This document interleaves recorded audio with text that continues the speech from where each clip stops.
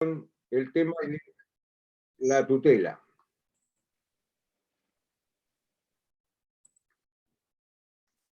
Bien.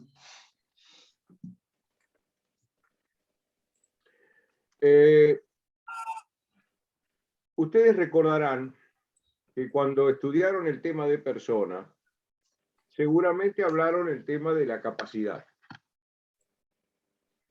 Y ahí se hacía una distinción entre lo que era la capacidad de derecho, es decir, la capacidad, la aptitud para ser titular de derechos y poder contraer obligaciones, y por el otro lado, lo que era la capacidad de hecho o de obrar, es decir, poder actuar conforme al derecho. Esta situación plantearía que en Roma era persona el que tenía capacidad de derecho. Pero podía ocurrir que esa persona, es decir, aquel que tenía la aptitud para adquirir derechos y obligaciones, no tuviera la capacidad de obrar la capacidad de hecho. Así, por ejemplo, ocurre con los que por razón de la edad no pueden actuar por sí mismos. O el caso de aquellos que padecen alguna deficiencia mental o se encuentran en alguna situación que les impide ejercer por sí mismos los derechos y en cuyo caso hace falta dotarlos de la solución para poder ejercitar, proteger sus propios derechos. Ahora bien, esto nos lleva al tema de la tutela y las curatelas. Hay una definición de tutela, que está dada por los juristas romanos, que dice que la tutela es la fuerza y potestad sobre una cabeza libre, dada y permitida por el derecho civil, para proteger a quien por su edad no puede valerse por sí mismo. A esta definición, con posterioridad, los juristas agregaron el sexo, es decir, a quien por razón de su edad o de su sexo no puede valerse por sí mismo, haciendo referencia en este caso a la situación de la mujer y lo que es la tutela de las mujeres. Bien, yendo a esta primitiva definición de Celso, la fuerza y potestad sobre una cabeza libre, dada y permitida por el derecho civil para proteger a quien por razón de su edad o de su sexo no puede valerse por sí mismo, vemos que tiene diversos componentes. En primer lugar, habla de fuerza y potestad. Está haciendo referencia justamente, al hablar de potestad, al poder de ejercer la actividad. Después dice cabeza libre. Ustedes recordarán que cuando vieron persona, se hablaba de los estatus. Status libertatis, status civitatis, status familia. Había que gozar de estos tres estatus para ser plenamente capaz de derecho. En realidad, los romanos no hablaban de el estatus. En realidad, hablaban de esto por la negativa. Decían que un individuo podía estar en la plena y total capacidad o podía haber sufrido disminuciones de esa capacidad. Y en las disminuciones de la capacidad estaba las llamadas capitis de minutio, las disminuciones de la capacidad, estaban la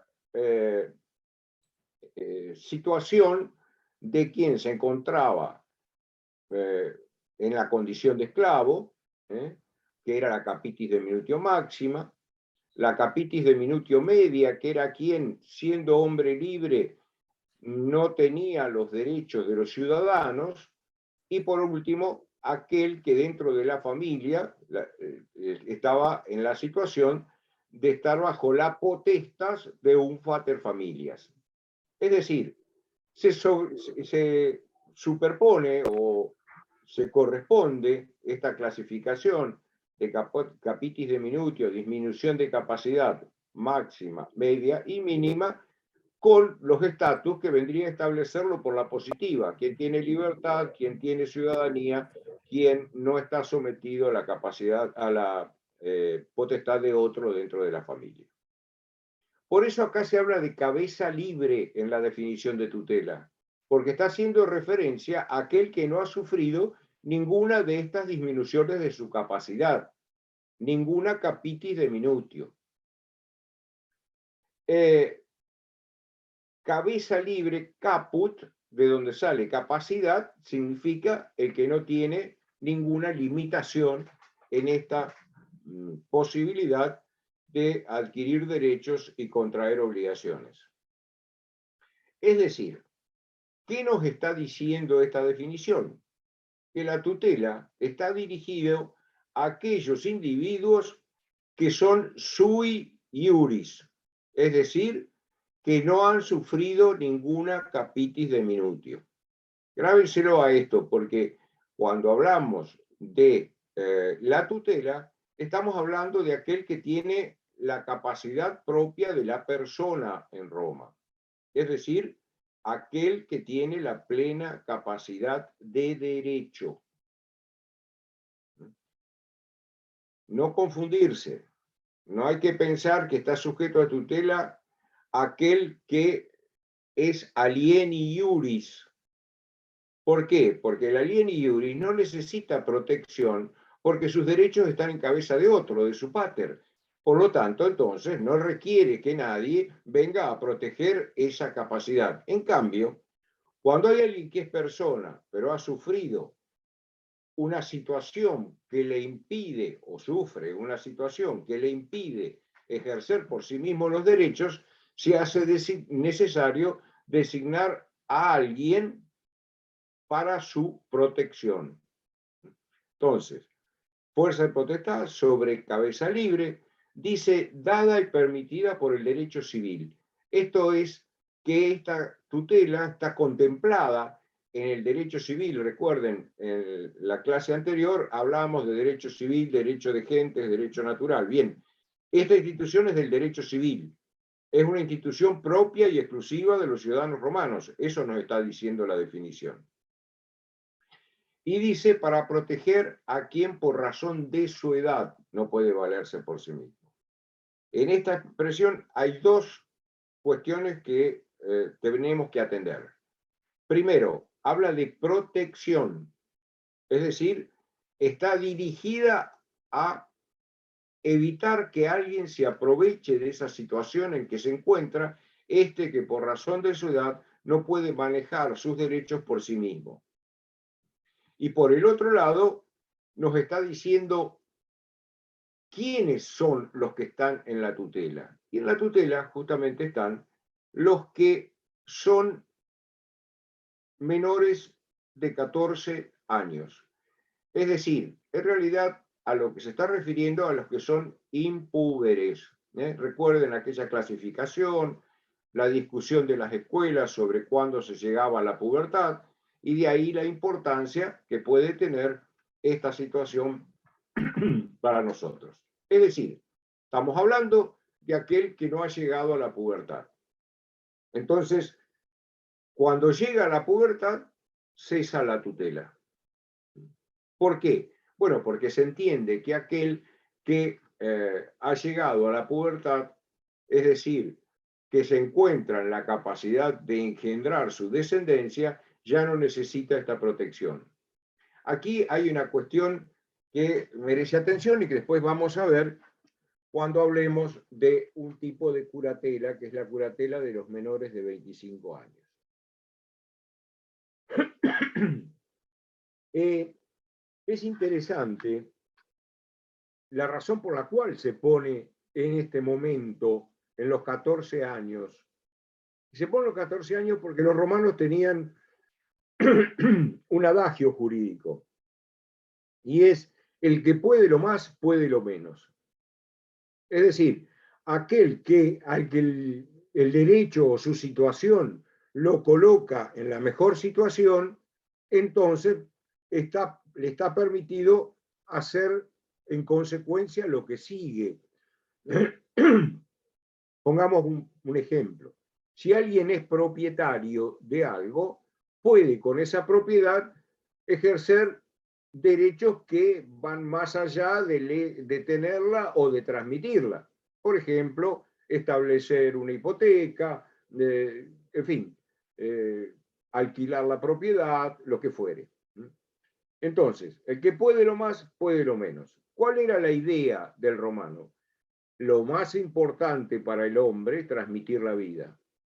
El hecho más significativo en la vida del hombre es transmitir la vida. Por lo tanto, el que puede transmitir vida, el que ya ha llegado a la pubertad, también puede hacer cualquier otra de las actividades, en este caso las actividades jurídicas.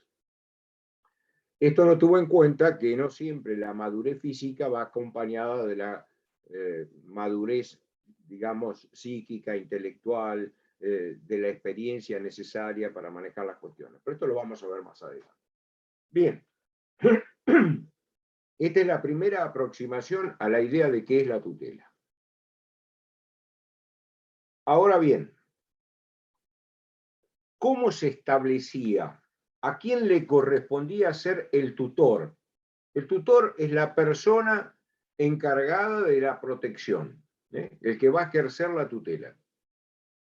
Y el que está sometido a la tutela, aquel que es el que necesita la protección, se le denomina el pupilo. En este caso, entonces, el menor impúber es el pupilo. Y el tutor es la persona designada para suplir su incapacidad de hecho. Es necesario recalcar algo. Aquí la idea del tutor es que está designado para proteger el patrimonio del pupilo. Es decir, se ocupa de la protección del patrimonio del pupilo, no de la atención del pupilo. De eso se va a ocupar la familia, de la alimentación, la educación, etcétera, del pupilo se va a ocupar la familia. Él se va a ocupar de manejar su patrimonio, de proteger su patrimonio, de evitar que ese patrimonio se vea perjudicado por algún acto o alguna acción que venga a afectar el patrimonio del pupilo. Esto es importante también por otra cuestión. En Roma el patrimonio no es individual, el patrimonio es familiar. Y está en cabeza de quién es el pater familia, de quién es el cabeza de familia, el sui iuris de la familia. Y entonces, este menor tiene un patrimonio que no solo le va a corresponder a él, sino que le va a corresponder también a toda su familia, de la que él se ha transformado en el jefe de familia, aunque sea alguien que no tiene la edad para manejar las cuestiones por sí mismo. Por eso entonces es importante recalcar que la tutela está encaminada fundamentalmente a la protección patrimonial del pupilo. ¿Cómo se establece o cómo se determina a quién le corresponde ser el tutor? Hay tres clases de tutela en ese sentido. La tutela testamentaria, la tutela legítima y la tutela dativa. Testamentaria, legítima, dativa. La tutela testamentaria se da cuando el que ha sido el pater de este menor en su testamento pone una cláusula por la cual designa el tutor para su hijo o para sus hijos. Este tutor es el llamado tutor testamentario y su designación sigue la suerte del testamento en el cual fue establecida. Es decir, el testador hace testamento, en el testamento pone una serie de cláusulas, sobre todo lo que hace es designar un heredero, pero puede introducir otras cláusulas. Ustedes recordarán, se podía dar la libertad a los esclavos por medio de una cláusula testamentaria. O, como es este el caso al que nos estamos refiriendo, se podía designar el tutor para sus hijos. Esta es la primera tutela. Ahora, si no hay tutela testamentaria, en defecto de la tutela testamentaria, ya sea porque el tutor no hizo testamento, ya sea porque no puso tutor en el testamento, ya sea porque el testamento es invalidado por alguna razón, entonces es necesario ver qué dice la ley, a quién le corresponde ser el tutor. Es decir, vuelvo a repetir, la tutela legítima, legítima significa de la ley, ¿eh? Está establecida para cuando no hay tutor testamentario.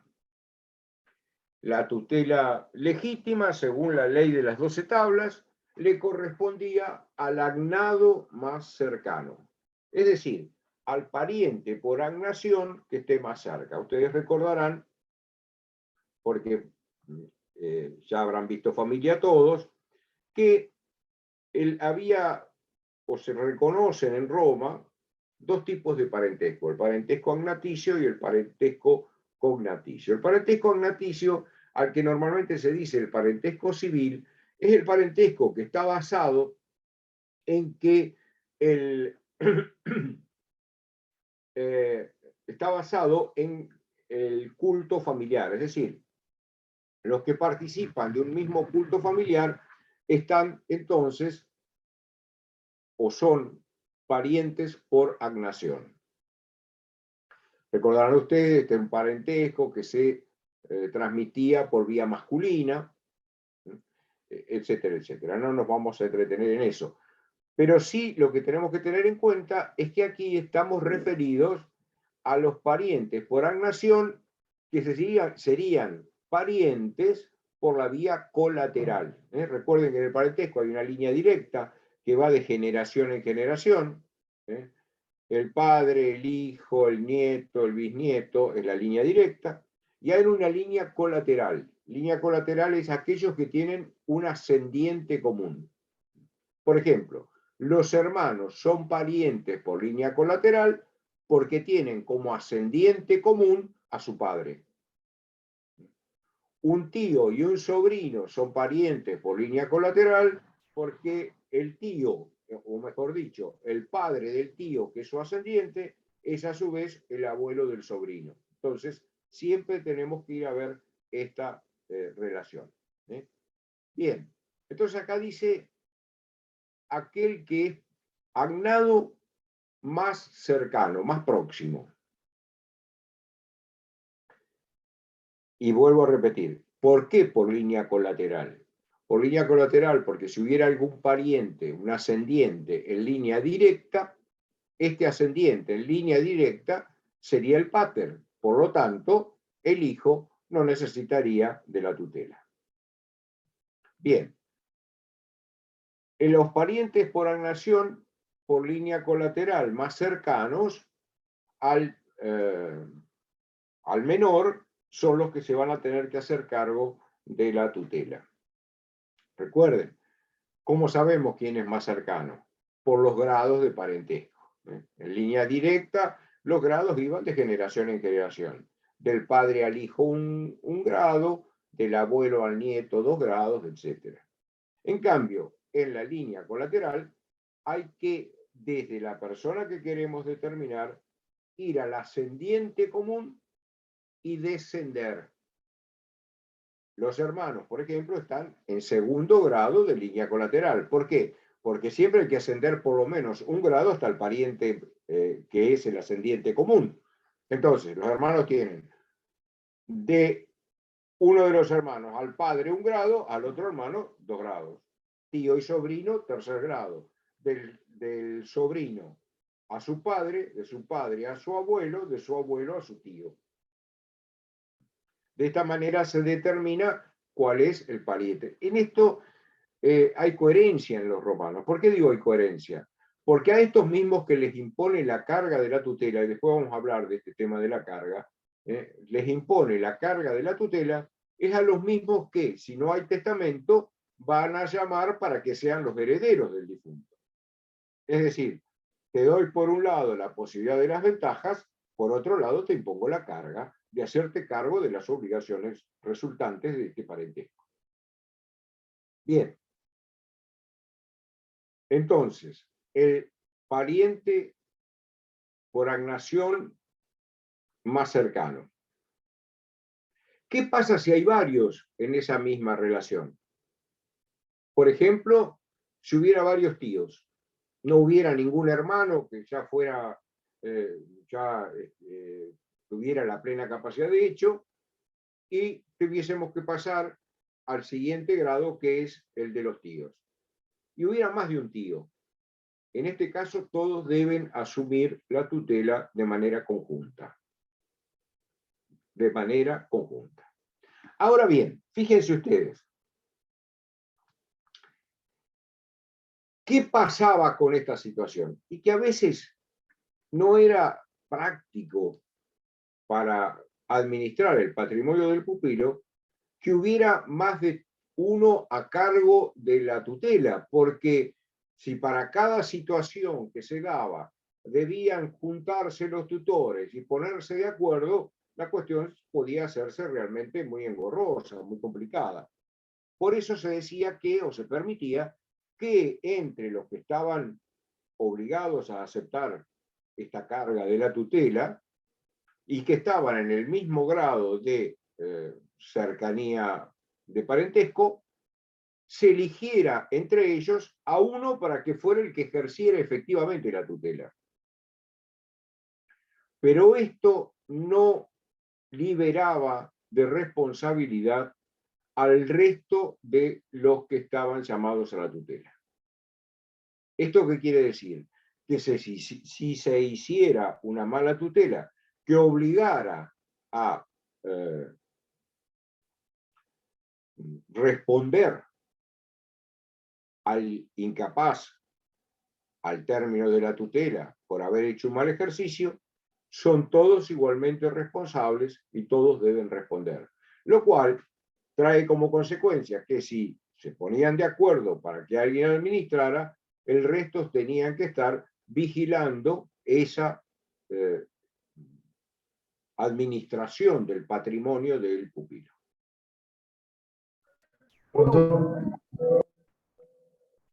¿Sí? Entonces esa designación... No oigo. ¿Hay alguna pregunta? Sí, profesor. Esa designación de buscar un responsable, entonces no era legal. La responsabilidad es de todos, sí o sí. ¿Cómo no era legal? No entiendo eso. Claro, usted está diciendo que la responsabilidad era de todos, pero después entre ellos, un ejemplo, ¿me entiende? La ley permitía, perdón, a ver si nos entendemos. La ley permitía que entre ellos llegaran a un acuerdo para que uno le ejerciera. Pero eso no liberaba de responsabilidad al resto de los que estaban en la misma condición. No es que fuera una cuestión, bueno, se ponen de acuerdo y lo hacen. La ley lo permite. Permite que entre los que están llamados a la tutela se designe a uno para que efectivamente la ejerza, para evitar justamente que el hecho de que haya más de uno traiga como consecuencia una mala administración. ¿Verdad? Pero eso no exime de responsabilidad. Si no hubiera ni tutor testamentario, ni tutor legítimo, es decir, de los llamados por la ley, entonces pasamos al tercer supuesto, que es la tutela dativa, también llamada atiliana, porque fue establecida por primera vez por un pretor que tenía ese nombre. ¿Qué tipo de tutela era esta? Esta tutela venía a suplir la imposibilidad de obtener para protección del menor, del incapaz, de que hubiera alguien que se pudiera hacer cargo. Es decir, no hay testamento, o mejor dicho, no hay tutor testamentario, pero tampoco hay ningún pariente, ningún familiar de línea colateral que pueda hacerse cargo de la tutela. En ese caso, cualquier persona en Roma, cualquiera que tuviera conocimiento de esa situación, podía presentarse ante el magistrado para denunciar esas circunstancias de que había un menor que no tenía ningún tutor ni ningún posible tutor, y en ese caso entonces va a ser el magistrado el que va a designar el tutor. ¿Está claro esto? Bien. Estos son los tres tipos de tutela. ¿Cómo se ejerce la tutela? ¿De qué manera el tutor ejerce la tutela? En primer lugar, recordar que la tutela es una carga pública. Es una de las cargas, las múneras que se establecían a los ciudadanos romanos. El tutor designado no podía evadir la tutela, salvo que existiera alguna de las causales de excusación previstas por la propia ley de las 12 tablas. ¿Cuáles podían ser estas causales? Que el tutor fuese muy anciano o enfermo y no pudiese hacerse cargo, que el tutor fuese, por ejemplo, un magistrado que estaba ejerciendo funciones fuera de Roma, por ejemplo, que hubiese sido designado gobernador de la provincia, entonces por lo tanto no podía atender estas cuestiones. Podía ser que fuese un padre de familia que tuviese muchos hijos, y entonces ya la atención de sus hijos le demandaba suficiente tarea como para además tener que hacerse cargo de esta situación. O que ya hubiese sido designado tutor en 5 tutelas, entonces una más venía ya a resultar imposible de llevar adelante. Por poner algunos ejemplos. Estas causales de excusación están taxativamente enumeradas, es decir, son estas y nada más que estas. Y entonces, salvo que existiera eso, el tutor está obligado a ejercer la tutela. Ahora bien, ¿de qué manera se ejercía la tutela? Bien, lo primero que tiene que ocurrir es que el tutor sea puesto en funciones. ¿Qué es lo primero que había que hacer? Había obligaciones a cargo del magistrado que lo ponía al frente de la tutela y obligaciones a cargo del propio tutor. El magistrado tenía la obligación de hacer una investigación de la persona del tutor para ver si esta persona reunía las condiciones justamente para ser o para hacerse cargo de la tutela. Por ejemplo, si se tratase de alguien que había sido separado de una tutela porque había hecho un mal ejercicio de la tutela, el magistrado no podía ponerlo al frente de la tutela. Por poner un ejemplo, había varias situaciones más. Es decir, debía hacer una investigación a cargo del magistrado previo a ponerlo al frente de la tutela. Y además, debía exigir al tutor que tuviera un patrimonio suficiente para responder en caso de que el ejercicio de la tutela que hiciera resultara perjudicial para el incapaz. Esto es lo que se llama la cautio, dar caución, es decir, dar garantías. Esto es lo que debía exigir, repito, el magistrado previo a poner al tutor al frente de la tutela. Y el tutor, lo primero que debía hacer al hacerse cargo de la tutela es hacer un inventario del patrimonio del pupilo. Este inventario era fundamental porque al término de la tutela, como vamos a ver, el tutor debía hacer una rendición de cuentas. Y esa rendición de cuentas iba a tener como base originaria este inventario que le había hecho de cuál era el estado del patrimonio del pupilo al momento que él se hacía cargo. Y por otro lado, tenemos también que si no lo hacía, la consecuencia es que al momento de la rendición de cuentas sí va a tener como válido aquello que el pupilo dijera que integraba su patrimonio al momento de iniciarse la tutela. Es decir, si el tutor no cumplía haciendo el inventario, entonces la consecuencia es que al momento de rendir cuentas, se iba a tener que rendir cuentas en base a lo que el pupilo decía que existía en su patrimonio al momento del inicio de la tutela. Por eso, esto era particularmente en interés del propio tutor. Una vez cumplido esto, el paso siguiente es iniciar la tutela. ¿Cómo se puede ejercer? La tutela se puede ejercer de dos maneras. Por medio de la gestio o gestio y por medio de la autoritas. La gestio es cuando justamente el tutor hace una gestión a nombre del pupilo. Realiza un negocio, realiza un acto jurídico en beneficio, se supone, del pupilo, y en este caso, entonces, actúa por sí mismo.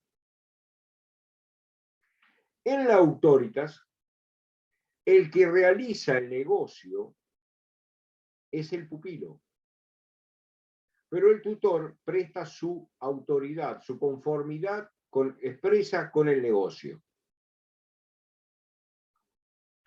Sin esta autoritas, el negocio es inválido porque el pupilo no tiene la capacidad para realizarlo. Para que pueda hacer este negocio el pupilo, que va a requerir la autoritas del tutor, este pupilo tiene que ser lo que los romanos llaman un impuber cercano a la pubertad. Impuber, pubertati proxim. Cuando ustedes vieron la clasificación de las edades, había hasta los 7 años los infantes, después venían de los 7 a los 14 los impúberes, hasta los 25 los menores, y a partir de los 25 ya eran los mayores. Esto tiene una cuestión que es importante resaltar. Nosotros cuando hablamos de las tutelas en nuestro derecho, hablamos de la tutela sobre los menores de edad. En Roma no podemos decir que la tutela era sobre los menores, porque los romanos hablaban de que el Estado, o sea, que alguien era menor hasta los 25 años, y la tutela llegaba hasta los 14. Quiere decir que vamos a tener, de acuerdo a la nomenclatura romana, menores hasta los 25. Pero esos menores van a estar a partir de los 14 liberados de la tutela, porque ya tienen la plena capacidad. ¿Está claro esto? Quiere decir entonces que nosotros tenemos aquí a los menores cercanos a la pubertad como los que pueden realizar el negocio jurídico que va a ser válido a partir de la autoritas brindada por el tutor. ¿Qué significa cercanos a la pubertad? Si los impúberes los clasificamos de los 7 a los 14, tenemos que partir a la mitad, esa situación sería 10 años y medio aproximadamente, entre los 7 en que terminaba la infancia y los 14 en que termina la condición de impúber. Quiere decir que, como dice el texto, cercanos a la pubertad significa que están más cerca de ser púberes que de ser infantes. Por eso hay cercanos a la infancia, cercanos a la pubertad. Impúberes, infancia próxima, impúberes, pubertad y próxima. Estos últimos son entonces los que pueden realizar los negocios contando con la autoritas del tutor.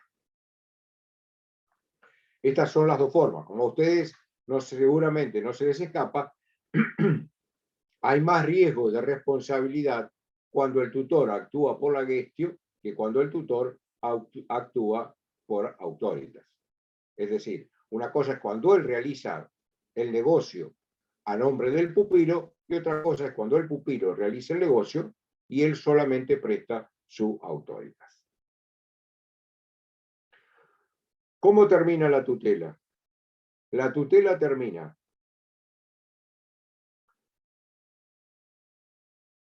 fundamentalmente a los 14 años. Pero puede terminar una tutela por destitución del tutor, por la muerte de alguno de ellos, del tutor o del pupilo. Puede terminar porque el tutor es separado de la tutela. Es decir, estas son las diferentes formas. Ahora, ¿cuál es la última obligación que tiene un tutor? Hasta que no se cumple esta, la tutela no se considera totalmente terminada. Después que el menor llega a los 14, el menor ya puede actuar por sí. Pero todavía no terminaron los efectos de la tutela hasta que el tutor haga la rendición de cuentas. En esa rendición de cuentas, que como les decía, se hace en base al inventario del patrimonio del menor hecho al comienzo, el tutor dice, así estaba el patrimonio, así está ahora así por estas circunstancias. Entonces explica cuál es la situación. Consecuencia de esto, puede ocurrir que se apruebe la rendición de cuentas o que se la rechace. Si se la aprueba, no hay más problemas. Si se la rechaza, vendrá la responsabilidad del tutor como consecuencia de si realmente el rechazo de la aprobación de cuentas o la desaprobación de las cuentas está justificada y en ese caso el tutor tendrá que responder. Son 12:20. Acá tenemos dos alternativas. O seguimos con las acciones derivadas de la tutela o hacemos una rápida incursión por el tema de las curatelas. Ustedes me dirán. Curatelas, profe, por favor. Sí, vamos a la curatela. La curatela está encaminada también a suplir una falta de capacidad de hecho. Pero en este caso no es por razón de la edad. Y hay diferentes clases de curatelas. Por ejemplo, estaba la curatela al vientre. ¿Qué era esto? Se designaba un curador para la persona por nacer, el nasciturus. Es decir, aquel que todavía se encuentra en el vientre materno, pero que cuando nazca va a ser, si nace con vida, etcétera, etcétera, va a ser un sui iuris. Si cuando nace va a estar sometido a la potestad del pater, no es necesario. Pero caso contrario, es necesario proteger los derechos en expectativa que tiene este por nacer. Porque incluso podrían ser intereses que están en colisión con los propios intereses de la madre o de otros miembros de la familia. Por esta situación se designaba el curator ventris. Teníamos la curatela de los dementes, ¿sí? Y en este caso había que distinguir entre aquellos enfermos mentales que eran llamados furiosus, el loco común, digamos así, por decirlo rápidamente para no entrar en detalles, y aquel que era un deficiente mental, un mogólico, aquella persona que carecía de la capacidad mental. Estas generan situaciones diferentes. Por ejemplo, el que es el mentecaptus, tiene la cabeza captada, es decir, fuera de él, que es el que tiene una deficiencia, una incapacidad mental, de aquel que es el furiosus. Este furiosus se distingue porque puede tener intervalos lúcidos. ¿Qué significa intervalo lúcido? Que puede tener momentos de lucidez. Y en esos momentos de lucidez, habrá que probar si realmente estaba en un momento de lucidez, los negocios que haya realizado son válidos.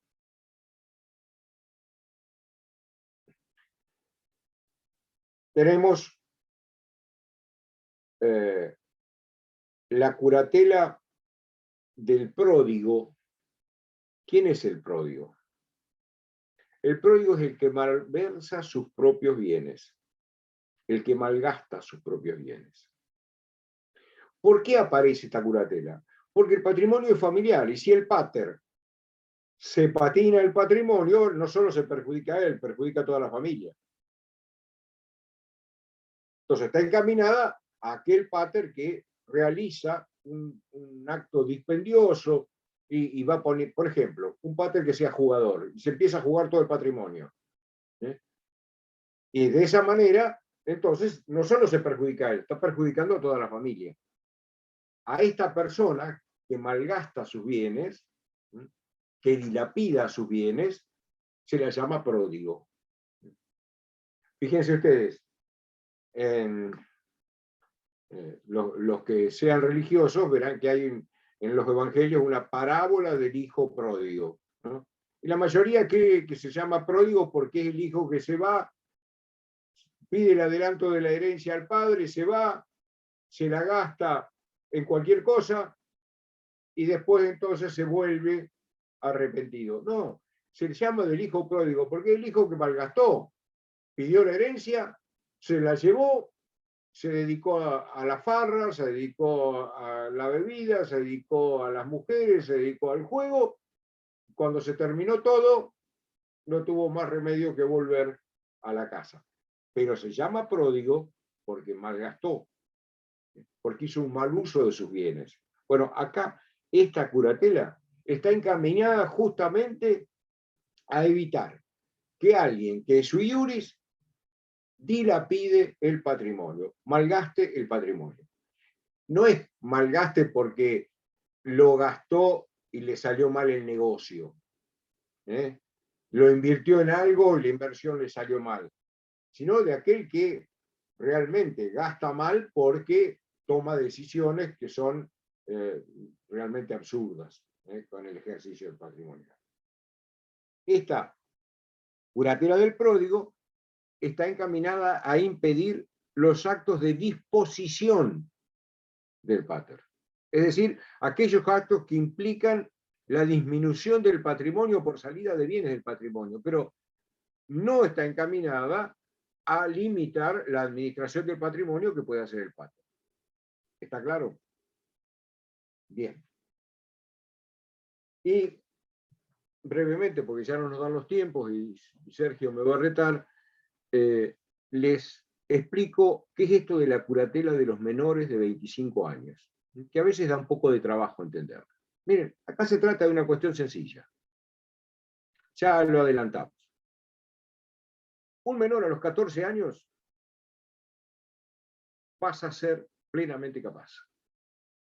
Pero esa capacidad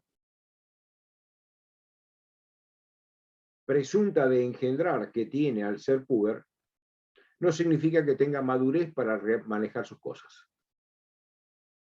¿Qué ocurría? Había quien se aprovechaba de esa inexperiencia del menor en los negocios para perjudicarlo y beneficiarse.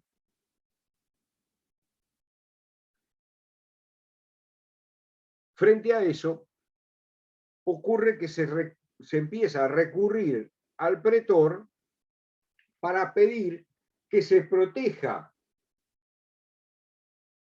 a este que realizó el negocio dejando sin efecto el negocio, cuando se advierte que en el negocio hay un manifiesto aprovechamiento de la inexperiencia, la incapacidad para manejar los negocios de este que ahora es plenamente capaz. Entonces, el pretor lo primero que hace, bueno, va tomando una serie de medidas, pero lo que hace es decretar la integrum restitutio, la restitución por entero. ¿Qué es esto? Volver las cosas atrás. Cuando a juicio del pretor se determinaba que realmente se habían aprovechado de la inexperiencia del menor, entonces dejaba sin efecto el negocio, volvía todo al estado anterior. Se restituía todo al estado anterior. ¿Qué consecuencia trajo esto? Que como para demostrar que habían aprovechado del menor, bastaba con que se acreditara un perjuicio para el menor. Nadie quería contratar con los menores. ¿Cuál era la situación? En todo negocio siempre hay algo de aleatorio, siempre hay algo que puede salir bien o puede salir mal. El que hace un negocio lo busca pensando que las cosas le van a beneficiar. Si resulta que el menor hacía el negocio pensando que lo iba a beneficiar y después salía perjudicado, pedía el íntegro restitutio. Pero si la cuestión le perjudicaba al que contrataba con el menor, no podía hacer nada. Entonces, ¿para qué voy a contratar? ¿Voy a correr el riesgo de que me anulen el negocio si la cosa me sale bien? Con lo cual, al ser excesiva la protección que se otorga, quedamos en una situación de emergencia.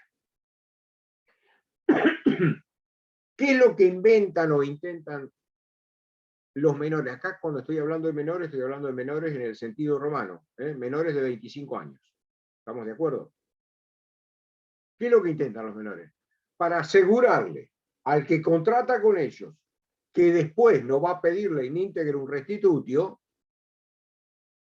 pide que le designen un curador para cada acto. Es decir, cuando va a realizar un negocio importante, va y pide que le den un curador ¿para qué? Para garantizarle a aquel que contrata con él que las cosas al momento de hacerse el negocio estaban hechas regularmente, que nadie se aprovechaba de nadie, sino que regularmente se hacía de esta manera.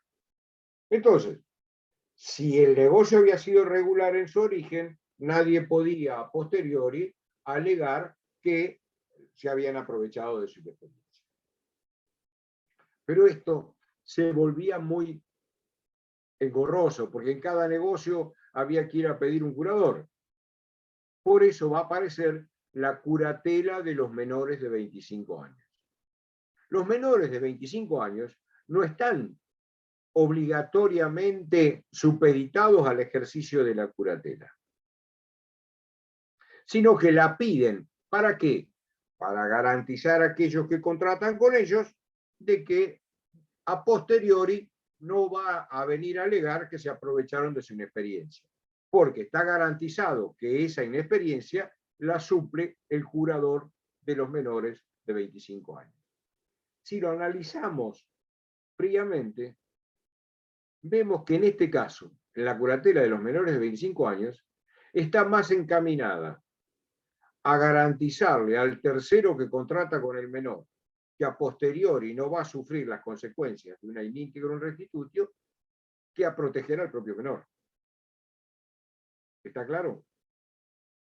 Bueno, ya nos pasamos de la hora pedida por Sergio para tomar el parcial. En todo caso, en la clase próxima que tengamos, dentro de 15 días, podemos retomar este tema u otro tema que a ustedes se les ocurra y que lo pensamos para esa ocasión. ¿Alguna pregunta que quieran hacer antes de cerrar?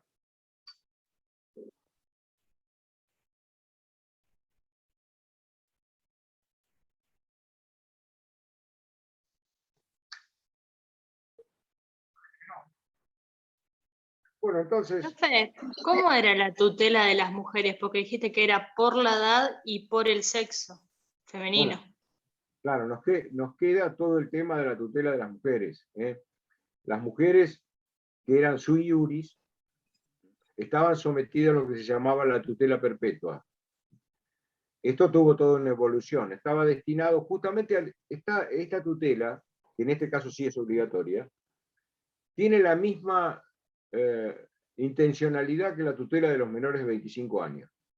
Porque de lo que se parte es que la mujer no tenía por la forma de vida romana, carecía de la habilidad para el manejo de los negocios. Entonces, para asegurarse que nadie viniera a aprovecharse de esa inexperiencia en los negocios de la mujer, se le exigía que hubiera un tutor. Esto tuvo toda una evolución que empezó por el lado de que se autorizaba a la mujer que designara su propio tutor, después que las mujeres que tenían más de tantos hijos y eran personas que habían estado sometidas, es decir, de las libertas y de las ingenuas, según la cantidad de hijos que tenían, gozaban del ius liberorum, es decir, que las liberaba de la tutela, etc. Pero eso, para tratar ese tema necesitaríamos un tiempito más largo. Pero más o menos para que tengas una idea, lo podemos ver en clases futuras. Dale, gracias. Bueno, a los que tienen parciales, que les vaya bien en los parciales. El resto que tengan una buena semana y nos estaremos viendo, Dios mediante, dentro de 15 días. Gracias, profesor. Gracias, profe. Gracias, profe, nos Gracias. vemos. Hasta luego. Nos vemos. Gracias. Chao, hasta luego, profe. Profesora, Mañana a las 10. Marco, Sí, la sí. grabación. Primero que tengo la vacación.